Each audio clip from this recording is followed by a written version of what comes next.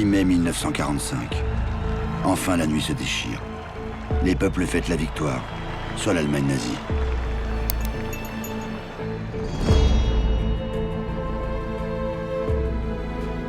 Depuis le débarquement sur les côtes de Normandie, en juin 1944, il aura fallu près d'une année aux Alliés pour gagner la guerre.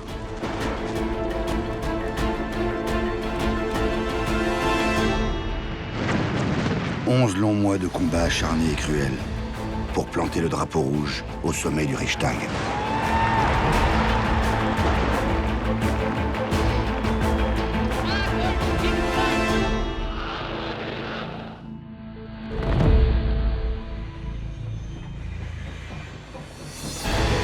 Onze mois de peur et d'espérance.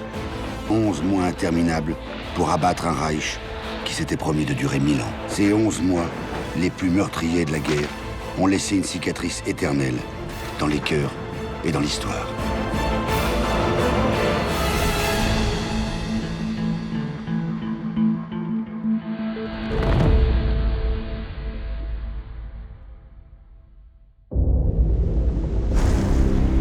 Dévastée, occupée, humiliée après 5 années de guerre avec l'Allemagne, l'Europe attend toujours sa libération. À l'été 44, les Alliés créent l'espoir. Sur le front ouest, le débarquement en Normandie est un succès. Au même moment, sur le front est, Staline lance son immense armée. Le Reich est enfin pris en tenaille. Mais rien n'est gagné. Dès le mois de décembre, à la surprise générale, Hitler lance une terrible contre-attaque dans les Ardennes. Elle échoue au prix de dizaines de milliers de morts. Les Alliés s'inquiètent. Hitler, lui, jure d'aller jusqu'au bout.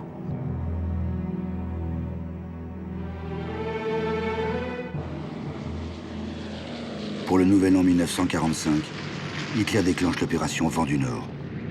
Tous ses avions sont jetés dans la bataille pour tenter d'anéantir l'aviation alliée, qu'il a tenue en échec dans les Ardennes. Mais les Anglo-Américains remportent cette bataille des airs.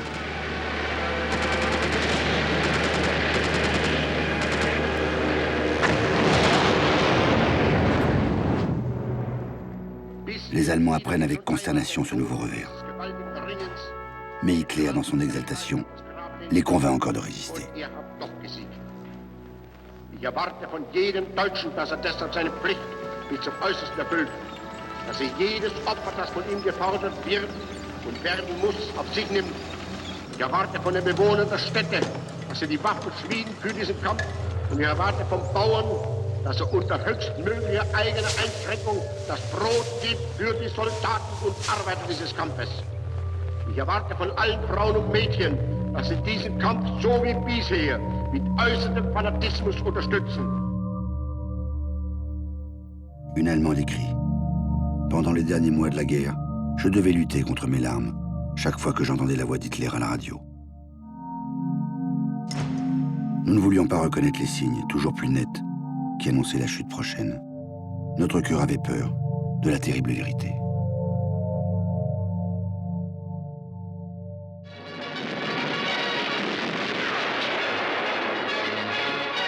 Pour remonter le moral de la population, Goebbels a prévu la projection d'un long métrage, Kolberg, un film qu'il a commandé 2 ans plus tôt. Cette superproduction raconte comment les troupes prussiennes ont résisté aux assauts des armées napoléoniennes.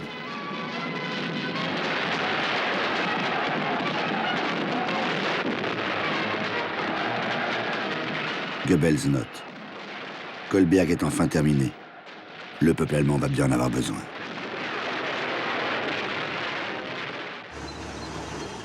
Pendant ce temps, à l'Est, l'armée rouge reprend l'initiative. L'intendance a pu réapprovisionner ses troupes, qui se massent le long de la Vistule. Mais cette concentration n'est pas passée inaperçue. En Allemagne, le général Guderian tire la sonnette d'alarme. Il implore Hitler de regrouper les troupes sur le front Est pour parer à l'attaque soviétique. Mais Hitler s'obstine et nie avec la plus vive énergie. C'est le plus grand bluff depuis Gengis Khan, qui a déniché ces imbécilités. Même Himmler refuse de l'admettre. Voyez-vous, mon général, je ne crois pas à l'attaque des Russes. Guderian tente désespérément de convaincre ses chefs. Hitler reprend. Ses renseignements sont complètement idiots. Leur auteur doit être enfermé dans un asile d'aliénés. Sourd à tout conseil, c'est Hitler qui s'enferme progressivement dans son monde.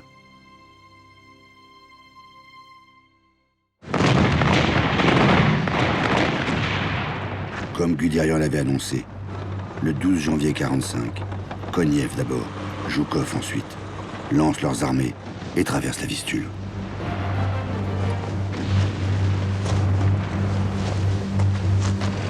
Des files inépuisables de chars Staline déferlent sur un front de plus de 600 km qui s'étend des rives de la Baltique au cœur de la Pologne.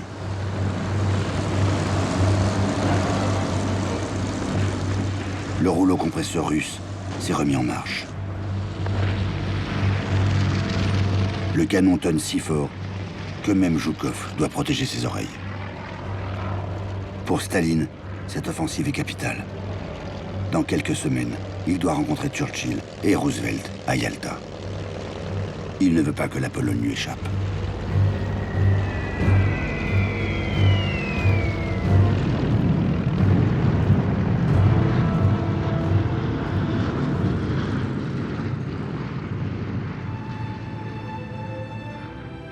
Le 17 janvier 1945, 5 mois après le début de l'insurrection, l'armée rouge entre dans la capitale polonaise. Une ville fantôme.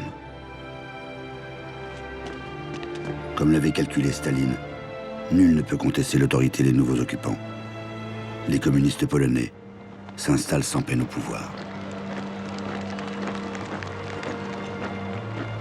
Les soviétiques paradent dans la capitale pour célébrer une victoire qui arrive un peu tard.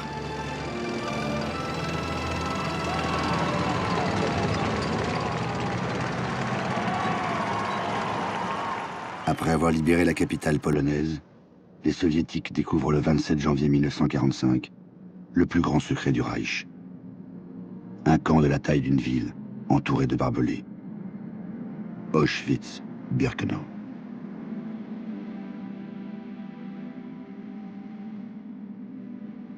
Le camp a été évacué par les SS quelques jours plus tôt. Tous les gardiens ont fui.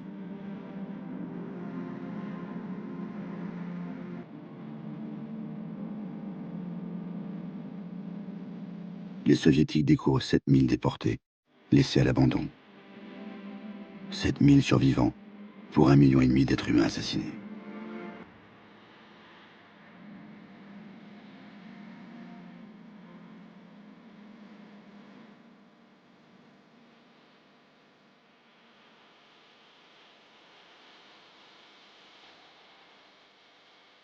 Avant leur départ, les nazis ont cherché à effacer les traces de leurs crimes.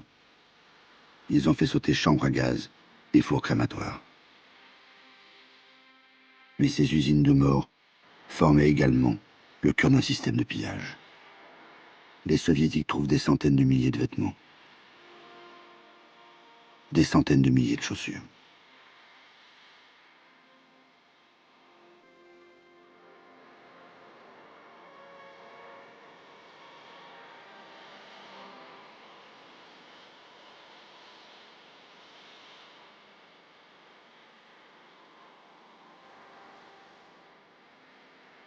Dans un hangar, ils découvrent 7 tonnes de cheveux.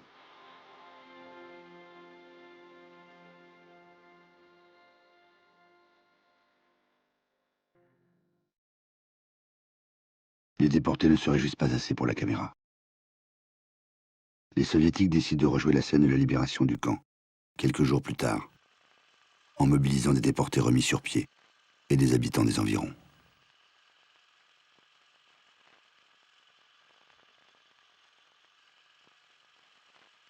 Le film ne sera jamais diffusé. Sans doute trahissait-il trop la réalité.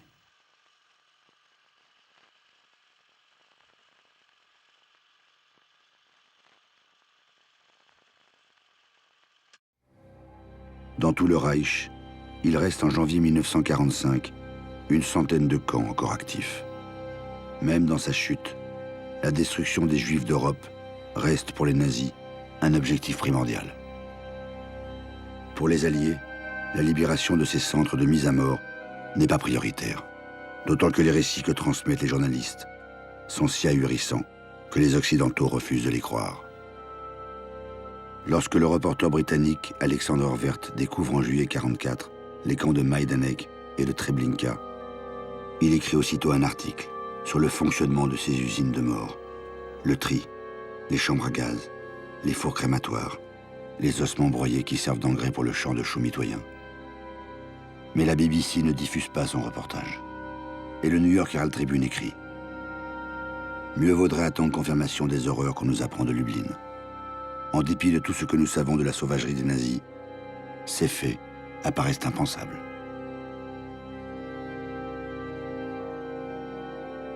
Les camps ne sont pas l'unique théâtre des crimes nazis. Chaque ville que libère l'armée rouge cache d'immenses charniers.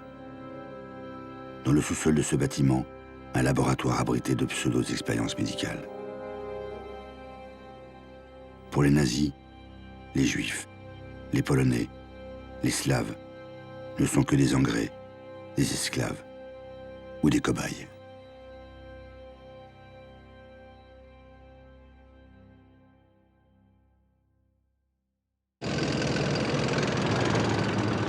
En 15 jours, Zhukov et ses hommes progressent de 400 km. Dans les cercles dirigeants nazis, nul n'avait prévu une avancée aussi foudroyante. Le général Guderian écrit « Le raz-de-marée russe prend pour nous les proportions d'un désastre complet. » Pourtant, les Allemands combattent. Mais s'ils tiennent, c'est aussi parce qu'ils ont peur. L'armée rouge se comporte de façon particulièrement barbare. Les quartiers des villages sont parfois incendiés. L'armée de Staline pille sans vergogne les biens de ce pays de cocagne. Radio, casseroles, montres. Un soldat écrit « Les Allemands abandonnent tout. Et nos hommes ont envahi les maisons. Tout est en feu. Du duvet des oreillers et des plumes des matelas volent un peu partout. Tout le monde, du soldat au colonel, emporte du butin. Cette ville a été crucifiée. Les Allemands ont raison de nous fuir comme la peste. »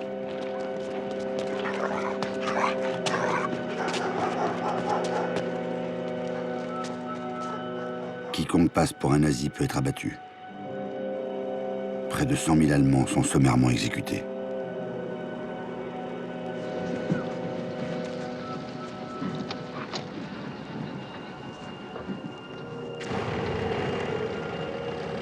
Un soldat soviétique note « La mère allemande devrait maudire le jour où elle a enfanté un fils.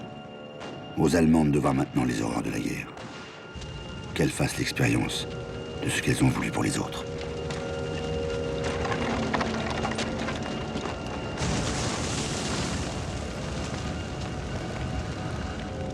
En Prusse orientale, les Soviétiques occupent brièvement la ville de Nemersdorf.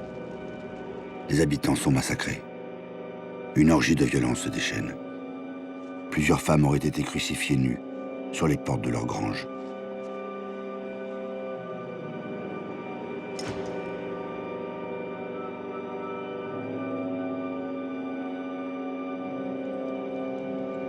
L'armée rouge a saisi l'ampleur des crimes commis par les nazis. Les millions de prisonniers de guerre morts de faim, les millions de civils assassinés. Elle a découvert les camps de Majdanek, Auschwitz, Treblinka. Avec plus de 20 millions de morts derrière eux, les Soviétiques brûlent d'assouvir leur vengeance. Le propagandiste Ilya Ehrenburg clame depuis des mois dans le journal L'Étoile Rouge. Si tu n'as pas tué un Allemand par jour, ta journée est perdue. Tue l'Allemand. C'est ce que te demande ta vieille mère. L'enfant t'implore. Tue l'Allemand. C'est ce que réclame ta terre natale. Les divisions et les armées ne sont pas seules à avancer sur Berlin. Il y a avec elles les tranchées, les fosses communes, les ravins remplis de cadavres d'innocents, les champs de choux de Majdanek et les arbres de Vitebsk où les Allemands ont pendu tant de malheureux. Les bottines, les petits souliers et les chaussons des petits-enfants assassinés à Majdanek marchent eux aussi sur Berlin. l'armée rouge se met à l'école de la haine. Et sur sa route, les femmes de l'ennemi sont particulièrement visées. Le viol devient arme de guerre. Un jeune officier soviétique raconte. Des femmes, des mères et leurs enfants étaient couchés des deux côtés de la route. Et devant chacune, il y avait une bruyante armada d'hommes pantalons baissés. Et nos hommes abattaient celles qui essayaient de sauver leurs enfants. Les officiers souriants se tenaient à proximité, veillant à ce que chaque soldat, sans exception, participe.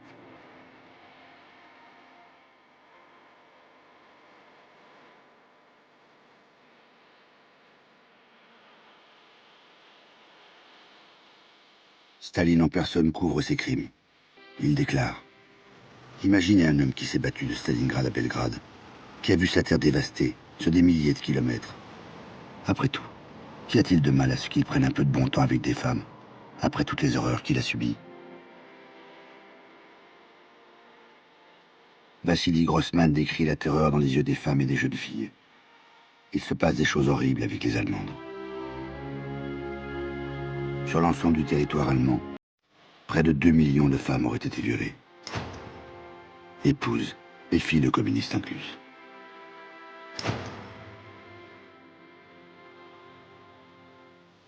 Après avoir hésité, le régime nazi médiatise les exactions. Laufend rollt der Nachschub in die Kampfabschnitte der Ostfront, wo den deutschen Soldaten ein Gegner anrennt, der in den deutschen Städten und Dörfern mit einer Bestialität haust, die in der Geschichte der Menschheit kaum ein Beispiel findet. Und wie haben sich die Soldaten und Offiziere nun in ihrem Ort den Frauen gegenüber verhalten? Man kann hier gar nicht von Soldaten und Offizieren in diesem Sinne sprechen. Man kann hier nur sprechen von bestialischen Horden. Denn die haben sich alle gleichmäßig benommen, alle täglich betrunken.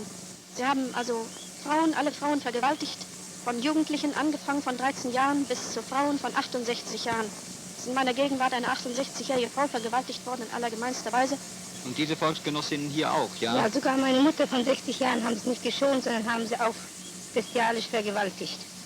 Und Sie selbst auch hier? Ja, sogar meine Schwester und meine Mutter in bestialischer und tierischer Weise haben sie misshandelt. L'avancée des troupes soviétiques affole les civils. Par centaines de milliers, les Allemands se jettent sur les routes, au cours d'un hiver particulièrement glacial. « Je vais tenter d'arriver chez vous », écrit une jeune femme à sa mère. « Je t'en prie, maman, sois calme, mais je n'aurai pas Gabi avec moi. Je ne pouvais plus la porter, et elle était morte.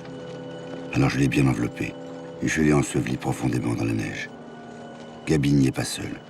Des milliers de mères marchaient avec leurs enfants, et elles ont mis comme moi leur mort dans le fossé. »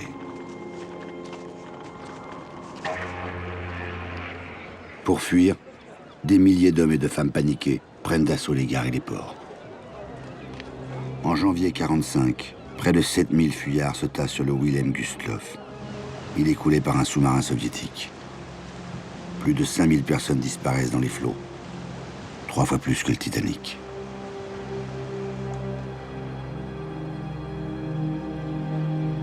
À la fin du mois de janvier 1945, 4 millions d'Allemands, peut-être même 8 millions et demi, ont quitté leur foyer. 40 000 à 50 000 personnes arrivent tous les jours à Berlin.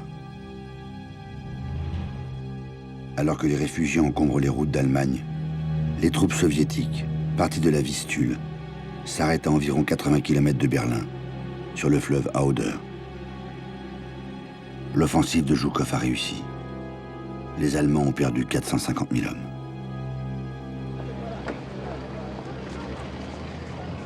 Ayant conquis le gros de la Pologne et assuré sa domination dans les Balkans, Staline aborde la conférence de Yalta en position de force. Ni le président américain Roosevelt, affaibli par la maladie, ni le premier ministre anglais Winston Churchill, dont le pays est épuisé par 5 années de guerre, ne peuvent lui résister. Les 3 grands s'accordent pour diviser l'Allemagne en 4 zones d'occupation. Churchill obtient une zone pour la France. Ce n'est pas par bonté d'âme. Mais Roosevelt a annoncé que les troupes américaines quitteraient l'Europe au plus vite. Et Churchill ne veut pas se retrouver seul dans la cage, avec l'ours soviétique.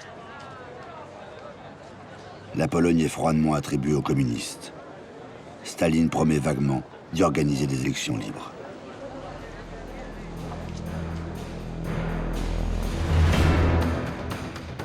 À l'ouest, un ultime obstacle reste à franchir.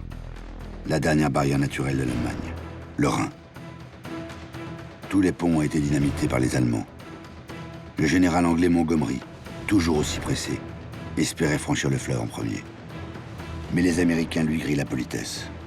Une avant-garde de la première US Army découvre à Remagen, près de Bonn, un pont. Les Allemands l'ont miné, mais ils ne l'ont pas encore fait sauter.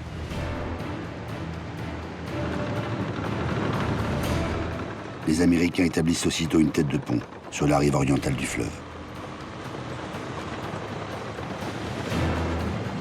Hitler enrage et ordonne de fusiller immédiatement les artificiers, dont les charges n'ont pas explosé. Quant à Patton, sans avertir ses supérieurs, il a fait traverser ses troupes plus au sud, à Oppenheim. Il sème déjà la panique en territoire allemand. Montgomery rêvait de pénétrer en Allemagne le premier. Il passe le dernier. Mais c'est lui qui mène la plus grande offensive. Il est à la tête de plus d'1 million de soldats. Cette fois, les erreurs d'Arnhem ont été corrigées. Les zones de largage des parachutistes sont précises. Les troupes anglaises pénètrent profondément en Allemagne et capturent des soldats, de plus en plus jeunes.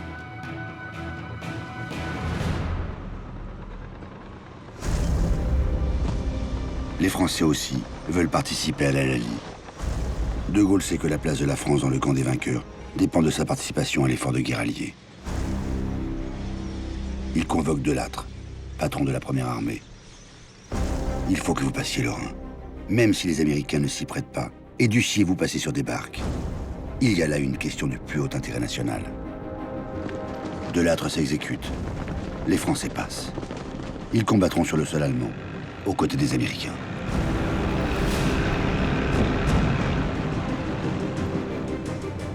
Pour les Alliés, la brèche est grande ouverte. Ils vont enfin pouvoir envahir le Reich. Heureuse nouvelle, sauf pour Staline. Dès qu'il l'apprend, il ordonne à Zhukov de s'emparer au plus vite de Berlin pour éviter que les Américains le gagnent de vitesse.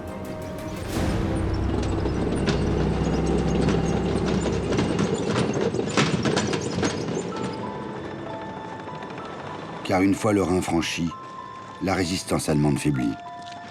Hitler a en effet préféré concentrer ses forces à l'Est. Il a épuisé ses maigres réserves dans la coûteuse bataille des Ardennes. Désormais, certaines cités, plutôt que de se battre jusqu'au bout, arborent le drapeau blanc. Les Anglo-Américains rattrapent leur retard. Churchill ne cesse de presser les Américains. Il faut avancer et serrer la main des Russes, le plus à l'est possible, plaide-t-il. Mais Berlin est dans la future zone d'occupation soviétique, définie à Yalta. Si les Américains prennent la ville, ils devront de toute façon se retirer. L'opinion publique américaine n'est pas prête à accepter les 100 000 morts que risque de coûter cette bataille de prestige. Des scrupules humanitaires qui n'ont jamais étouffé Staline.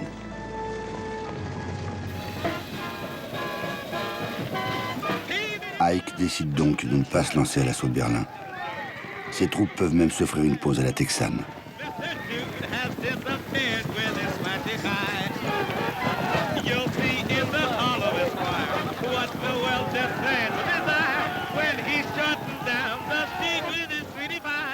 Marlène Dietrich leur rend une petite visite.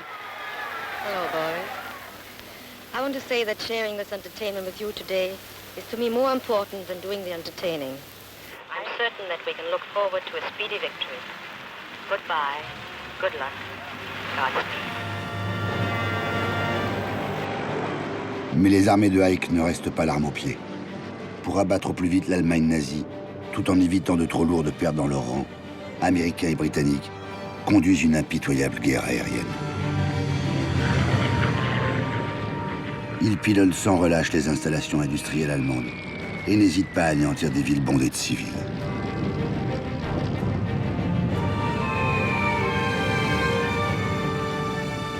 Leur but, détruire le potentiel économique du Reich et briser le moral de la population pour la désolidariser du régime. Entre janvier et avril 1945, 471 000 tonnes de bombes s'abattent sur l'Allemagne. Cologne, Hambourg, Berlin sont frappés.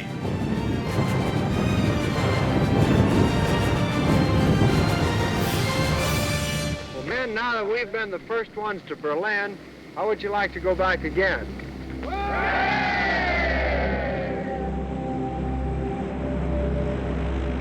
Mi-février, Churchill veut bombarder la ville de Dresde pour impressionner les soviétiques, que les succès de Montgomery n'ont guère ébloui.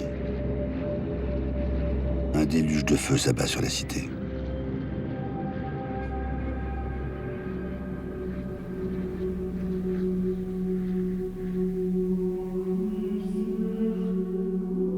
En moins de 24 heures, plus de 25 000 habitants périssent sous les bombes.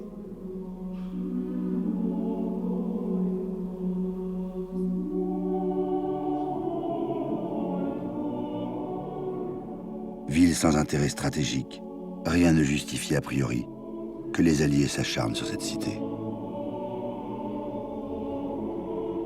Mais briser Dresde, c'est aussi multiplier le nombre de réfugiés et perturber les mouvements de la Wehrmacht. Dresde sonnera parfois comme un remords pour les chefs alliés. Mais pas longtemps, car l'obstination de Hitler les pousse à continuer les bombardements, quel qu'en soit le coût pour les populations civiles.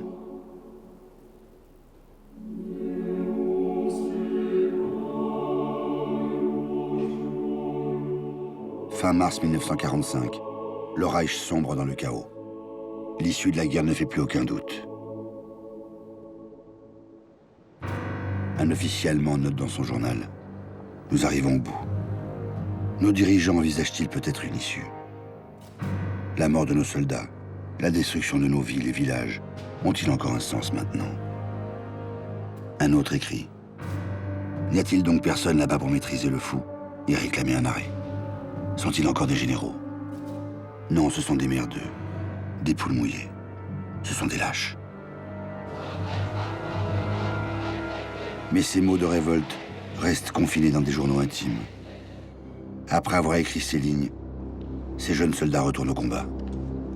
La société allemande ne parvient pas à se révolter. Et pour cause, la plongée dans l'abîme se poursuit. Le régime entame une nouvelle étape, une radicalisation contre les Allemands eux-mêmes. Quiconque n'est pas disposé à combattre doit tomber sous les coups du bourreau. À Königsberg, 80 déserteurs sont exécutés. Souvent, les corps des victimes sont laissés le long des routes, avec un écriteau. « Je suis un déserteur, et j'ai refusé de protéger les femmes et les enfants allemands. »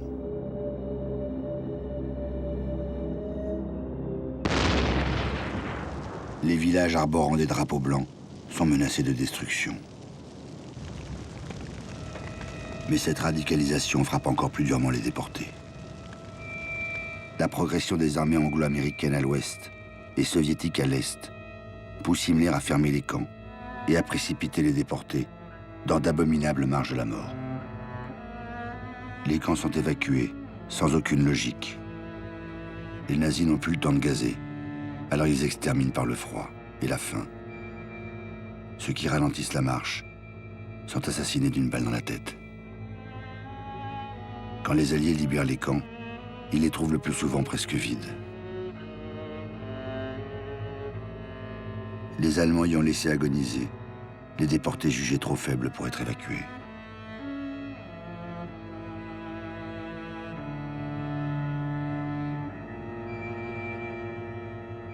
En avril 1945, les Britanniques pénètrent à Bergen-Belsen. 30 000 prisonniers errent entre la vie et la mort.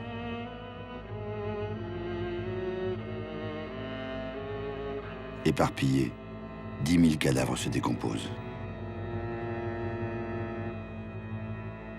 Une vision d'apocalypse saisit alors les libérateurs.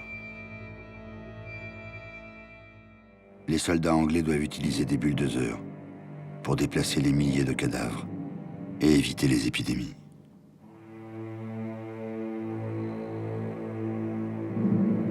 Ce même mois, les Américains pénètrent dans le camp de concentration d'Ordroof, une dépendance de Buchenwald.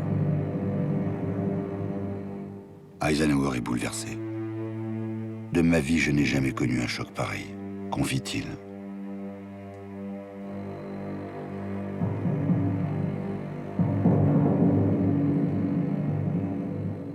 Patton, malade, vomit près d'une baraque.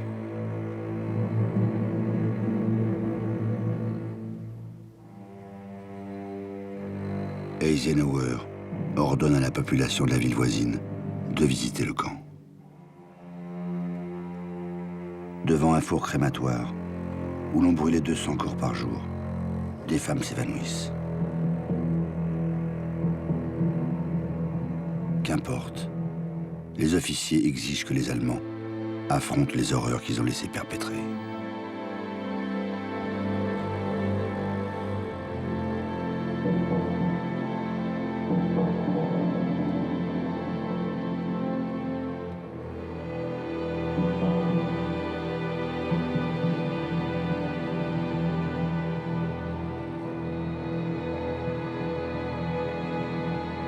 Sur une table, des abat-jours en peau humaine.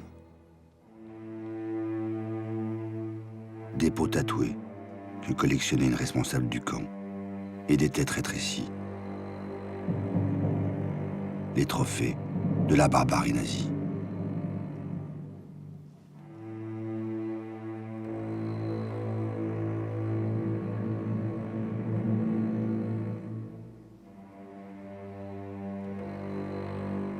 Les libérations de camps vont se poursuivre et ces visites imposées aux populations vont se multiplier.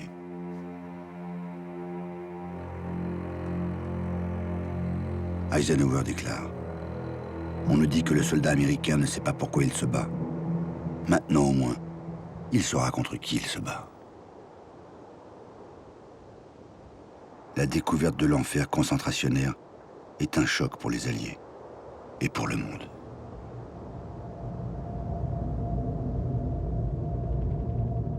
Depuis 10 mois, le Reich rétrécit. En avril s'ouvre le dernier acte. Berlin, la dernière citadelle, se prépare à la bataille finale.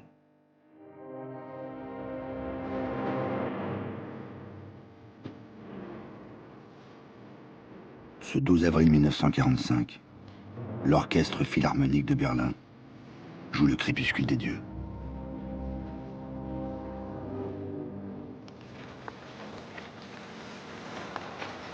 Pour pallier le manque d'effectifs, c'est une armée d'enfants, de femmes, de vieux, encadrée par quelques milliers de SS fanatiques, qui défendent la capitale du Reich et érigent des obstacles. Goebbels a bien fait les choses. Tous les défenseurs de Berlin ont le sourire sur ces images de propagande.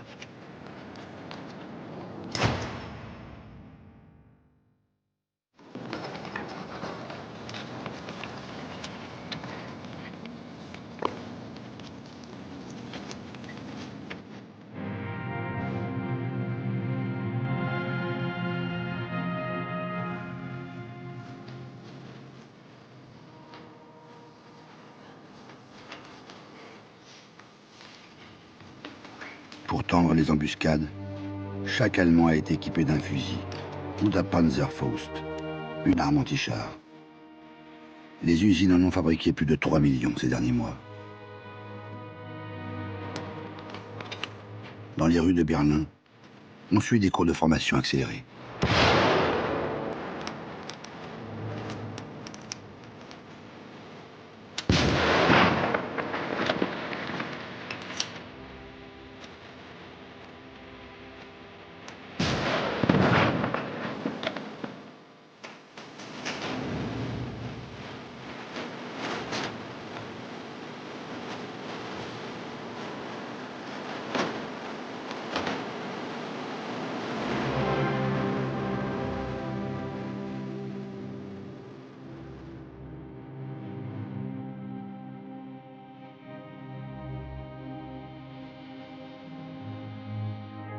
Bien des Allemands ont encore la foi dans leur Reich.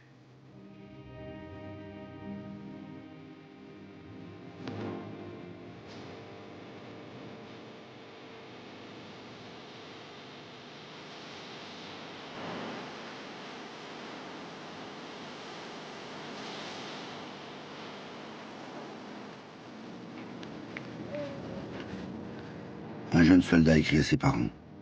Je ne peux simplement pas croire que le Führer va nous sacrifier absurdement. Personne ne pourra me dépouiller de ma foi en lui. Il est tout pour moi.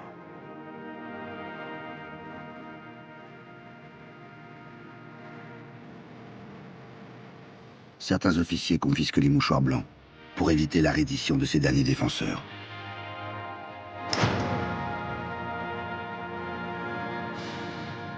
Les dignitaires nazis y croient encore, d'autant plus que ce même jour, aux États-Unis, le 12 avril 1945, le président Roosevelt disparaît.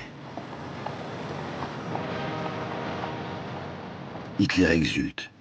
Le grand miracle, celui que j'avais toujours prédit, est arrivé. La guerre n'est pas perdue. Hitler est aveuglé par ses propres illusions. Mais l'espoir est de courte durée, car l'armée rouge s'approche de la capitale du Reich. Autour de la maquette de Berlin, les généraux soviétiques mettent au point les ultimes préparatifs. Le matériel venu de l'Est est enfin arrivé sur les rives de l'Oder. Chars, obus, avions, 30 000 canons. Le 16 avril, le plus grand tir de barrage d'artillerie de la guerre commence.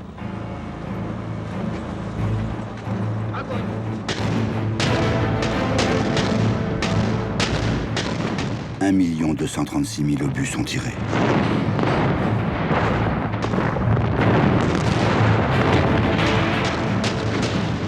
100 000 tonnes d'acier s'abattent sur les Allemands. « 2 millions d'hommes se lancent à l'assaut de Berlin. Staline encourage la rivalité entre ses maréchaux. À qui percera le premier, à lui de prendre Berlin, déclare-t-il. Zhukov fonce tout droit, mais il se heurte à une très forte résistance. Konev contourne la ville par le sud.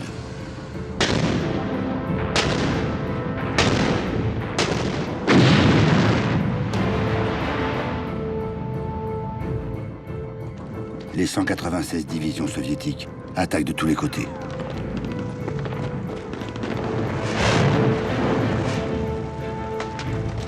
Les Russes ont un objectif, la chancellerie, sous laquelle se situe le bunker d'Hitler.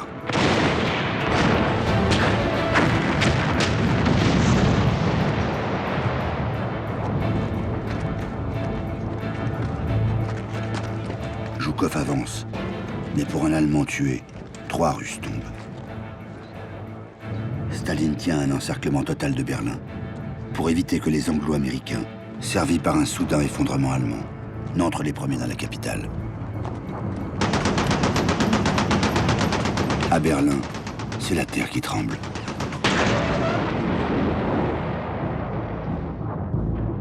Chaque carrefour est défendu, parfois par de jeunes enfants. Hitler se terre dans son bunker. Sur ces dernières images du dictateur, tournées 1 mois plus tôt, la censure a coupé un bout de pellicule, jamais diffusé. On y aperçoit les tremblements du Führer, incapable de se maîtriser. Hitler n'est plus qu'une ombre. Pourtant, à aucun moment il n'est question de reddition. Goebbels divague et fait croire que tout va bien. La situation tourne à notre avantage. Les Américains marchent sur Berlin. Le grand revirement est en cours. Il faut tenir la ville à n'importe quel prix.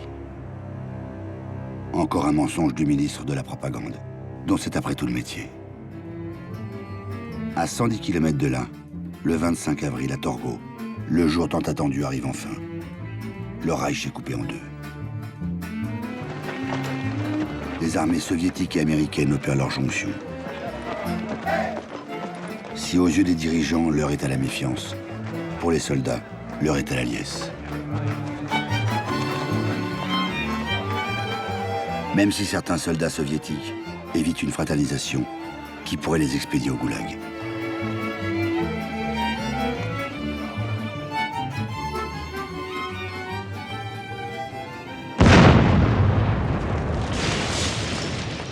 Dans Berlin, 2 millions de civils sont pris au piège. Il faut survivre. Ici ou là, on découpe un cheval.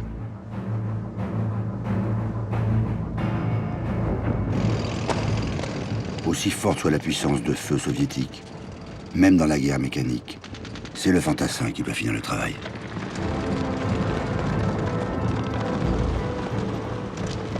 Rue par rue, cave par cave.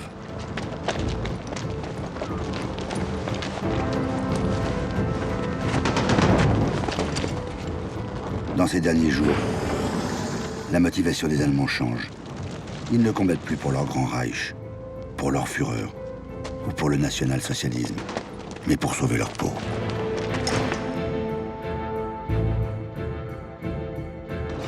Les Russes s'approchent du bunker, où Hitler déplace encore des armées imaginaires. Les élites ont fui la ville. Quand Goebbels comprend que tout est perdu, il lâche. Que faire d'un peuple dont les hommes ne se battent même pas quand on viole leurs femmes? Tous les projets, toutes les idées du national-socialisme sont trop élevés, trop nobles pour un tel peuple. Ces gens ont mérité le sort qu'ils vont connaître maintenant.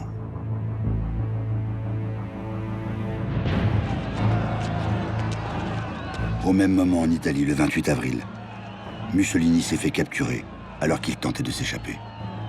Il a été fusillé. Son corps et celui de sa maîtresse ont été molestés par la foule. Lorsque Hitler apprend la mort du Duce, il conclut: mort ou vif, je ne veux pas tomber aux mains de l'ennemi.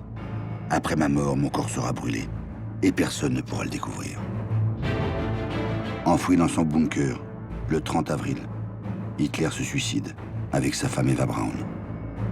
Son corps est ensuite brûlé par son chauffeur, avec 200 litres d'essence. Depuis 12 ans, le dictateur régnait sur l'Allemagne.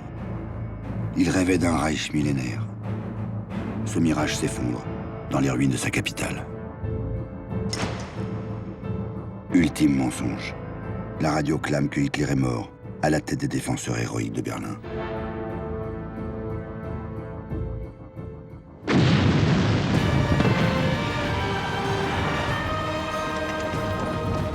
Ce même jour, les troupes de Zhukov percent. Ces soldats s'emparent du Reichstag.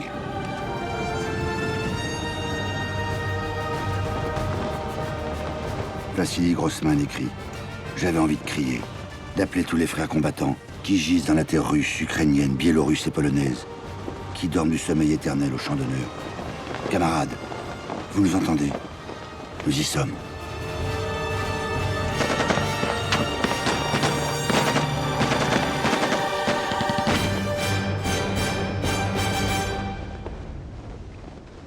Deux jours plus tard, les Russes reconstituent la scène. Une photo est prise. Mais il faudra retoucher ce cliché historique, car un détail a été négligé. Un des soldats portait plusieurs montres au poignet.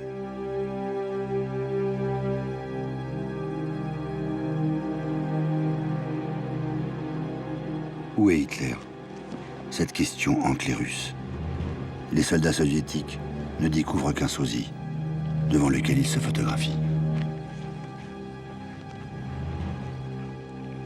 Une équipe de spécialistes dépêchés par Staline enquête. Ils découvrent les corps calcinés de Goebbels et de sa femme. À côté d'eux, les corps sans vie de leurs 6 enfants. Quelques mois plus tôt, ils servaient encore à la propagande du parti. Le couple Goebbels les a assassinés avant de se suicider.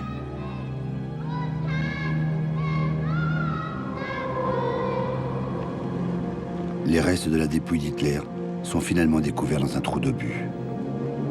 Lorsqu'il apprend la mort du Führer, Staline s'exclame: voilà qui en est fini de ce salaud. Dommage qu'on ne l'ait pas pris vivant.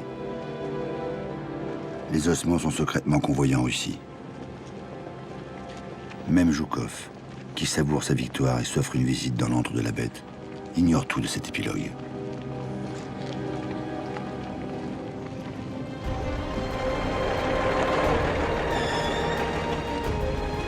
Hitler disparu, la capitulation devient possible pour ses successeurs. Le 7 mai, dans une modeste école de Reims, au quartier général des forces alliées, les représentants allemands acceptent les termes de la capitulation inconditionnelle.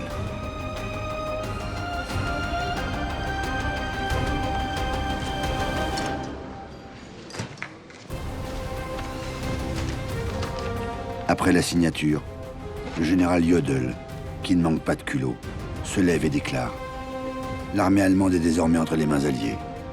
J'espère que le vainqueur va nous traiter avec générosité. »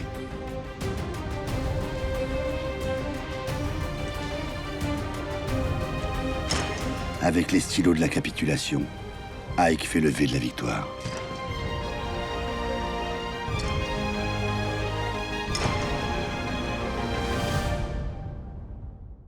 In January 1943, the late President Roosevelt and Premier Churchill met in Casablanca.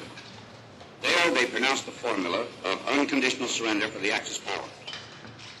In Europe, that formula has now been fulfilled. Mais ces images ne sont pas encore diffusées, car cette capitulation ne satisfait pas Staline. Le maître du Kremlin grogne. C'est le peuple soviétique qui a porté sur les épaules la plus grande partie du poids de la guerre. Staline exige qu'une deuxième capitulation soit signée le lendemain à Berlin.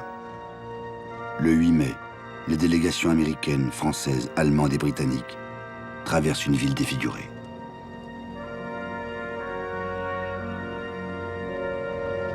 C'est au quartier général du maréchal Zhukov, à la lisière de Berlin, que le maréchal Keitel est attendu.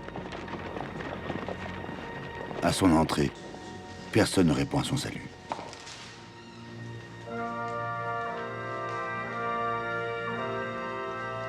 Les différentes délégations paraphent les 5 actes de reddition. Le général Delattre signe pour la France. Il est 23h ce 8 mai, mais déjà 1h du matin à Moscou. Les soviétiques retiendront la date du 9 mai.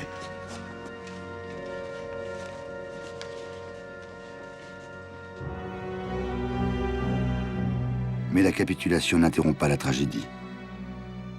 À l'arrêt des hostilités, succède une vague de suicides. Outre les grands chefs comme Himmler, plusieurs milliers d'Allemands anonymes se donnent la mort parfois avec leur famille, par peur des soviétiques, ou pour suivre Hitler dans les ténèbres.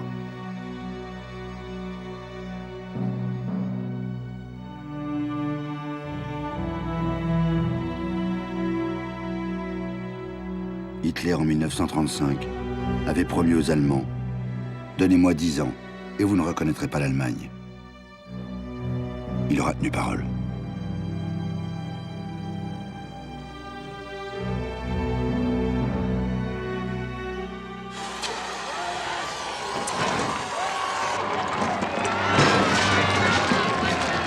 C'est fini. C'est fini, entend-on dans les villes, qui dans le monde entier fêtent la victoire. Les peuples célèbrent une libération si longtemps attendue. Dans la liesse, mais aussi dans la gravité. Car les ténèbres du nazisme ne se dissipent pas en un jour. Les souffrances subies laissent une tache indélébile dans les mémoires. Le nazisme a dépassé les horizons de l'horreur. Les juifs exterminés, les civils massacrés, les résistants torturés hantent à jamais la conscience de l'humanité. Un continent doit pourtant se relever. Les villes en ruine se rebâtir et les millions de personnes déplacées retrouver leur sol. Autant d'immenses défis pour cette après-guerre.